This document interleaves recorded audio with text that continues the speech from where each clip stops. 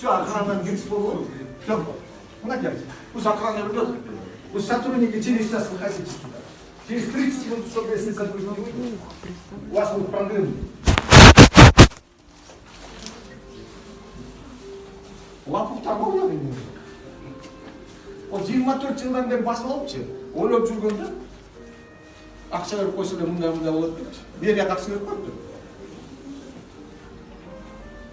Понял, да? Через 3 часа придут, все выйдут. Вот здесь охрана моя будет стоять. А твой, я голос сам постриг. Я тебе обещаю. Это же сейчас мода такая. Я сам постригл, оказывается, модный стал. Охрана, без экономического, пусть Кудрет, который я сказал, то операция будет, Кудрет я бесплатно сделал. Через 3 часа придут. Если ты здесь будешь, у тебя будут проблемы. Зубы посчитают. Это можно расценивать как угрозу, да?